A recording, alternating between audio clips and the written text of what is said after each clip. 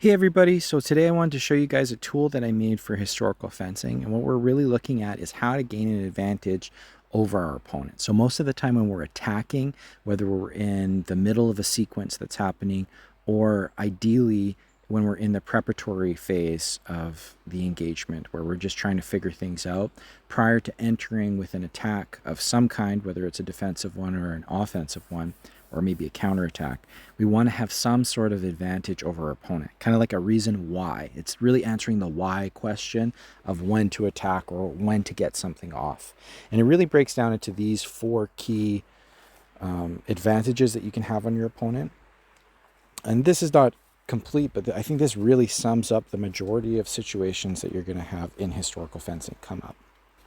So we're just going to take a look at distance, timing, blade position, and body position. And I'll put in the description of the video like a full kind of breakdown of what all these mean specifically. And it's not so in depth that it gives every single option because it's basically limitless, but it kind of covers the main ones that you might see. So for distance, we're talking about getting at a range that's close enough for us to hit our opponent and maybe not be parried, or maintaining a distance where they're not able to attack us and we're able to kind of safely do probing actions or preparatory actions. Maybe we're talking about precision during an action. So we want to be at a distance, for example, that's wide enough when we want to disengage, that it's not crowded, that it gets caught on the opponent's guard. So there's a precision of distance for each action that is super necessary.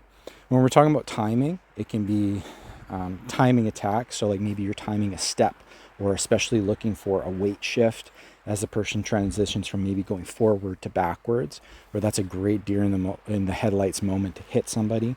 But it can also mean choosing the correct time to execute an action. So it could be as the opponent's presenting their blade, or maybe beginning to extend the sword in a preparatory motion. That might be a good time for a beat attack because it makes it a little bit more difficult for them to avoid the blade. As far as blade position goes, it would be more so something like getting your strong over their weak, for example, getting your sword a little closer to them than their sword is, so that they're out of position in order to parry or attack you, and yours will land first and maybe cut them off. It could also be like getting the true edge over the flat, or a few other things, depth as well. And then for body position, we're really talking about maybe finding an angle like you would in boxing or destreza, or old style broadsword, you long sword. The older you go back, the more important this kind of becomes. And we've talked about it before, talking about maybe that's an influence of cavalry, maybe that's just the way that people thought back then. But angles were really important in a lot of historical sources. Could also be things like voids. So if I'm voiding the leg, for instance, that's a body position thing that gives me an advantage over somebody. If I'm doing a volt, or we would call it like maybe an incortada, so I'm dodging, or an esquive, right? I'm dodging their attack while I'm hitting them. That's also a big advantage that you have over the opponent. You can hit them and they can't hit you without changing position first. So let's go ahead and we'll take a look at the first clip.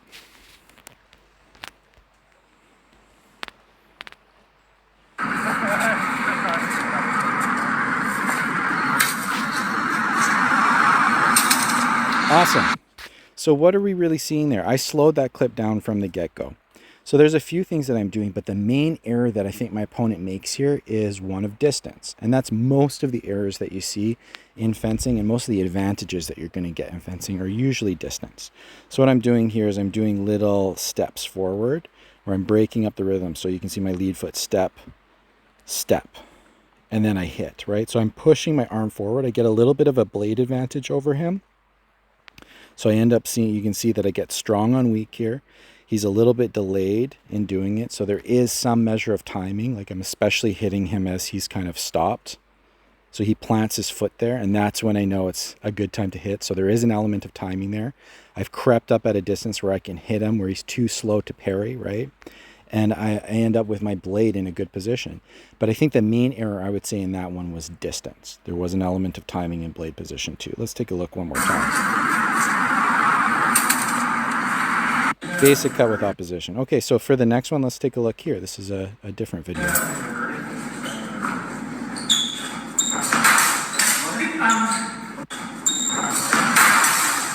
So it's really simple. Again, what we're looking at here for the most part is distance, and I would say number one thing would be blade position. So he's in an old posta di donna from Fiore, right? And I end up getting real close to him in what Fiore would call like a posta breve, right? So a short kind of guard there. But basically, I creep up at a distance, and he actually draws it back into a deeper posta di donna, which means that I'm at the perfect kind of range to, because my blade is closer, to hit him. Boom, I hit the arm, and I even have time to parry his riposte afterwards with my sword, right? So that means that I had a big advantage, especially in blade position, a little bit in timing though, because I end up doing a little bit of a step. Boom. Maybe a little bit of timing, but I'd say that's mostly a blade position error that got me the hit, and a little bit of distance. He stayed planted when he really should have backed up from there, especially with that guard being out of position. Let's take a look at this next one.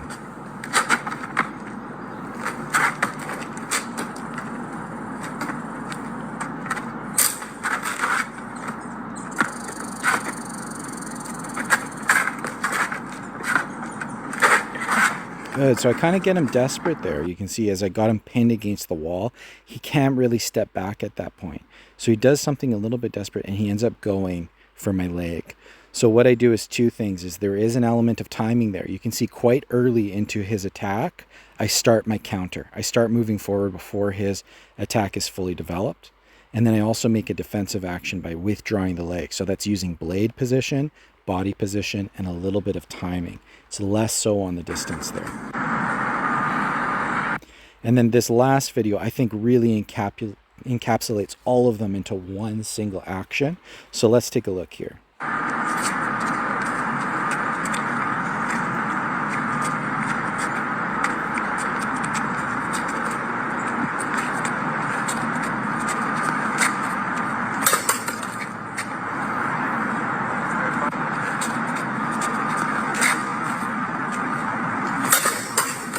Good stuff.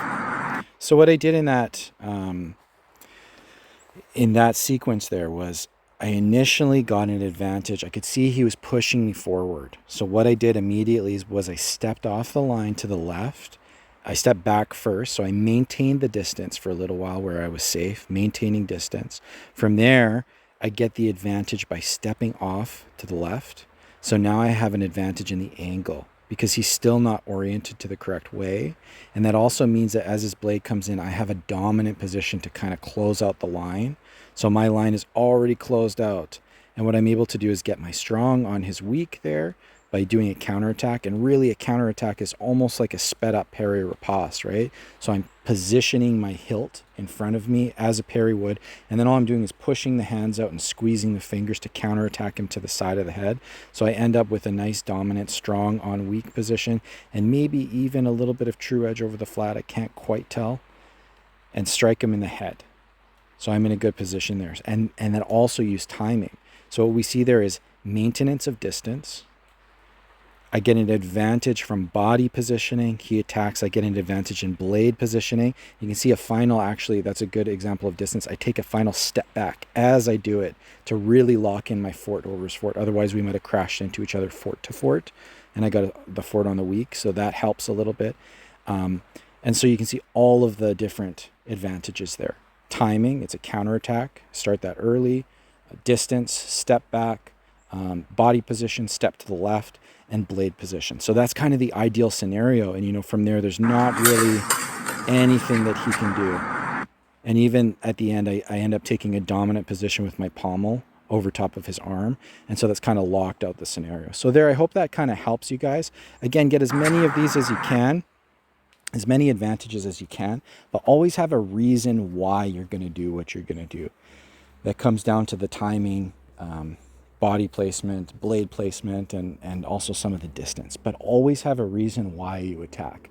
Never just attack just because. Never execute a technique just because you're going to end up using it at a time where you don't have the necessary advantages to execute it. And basically it'll cost you a lot of points, or it'll cost you, maybe back in the day it would have costed you your life. We're lucky we don't have to deal with that now, but it'll definitely cost you a loss.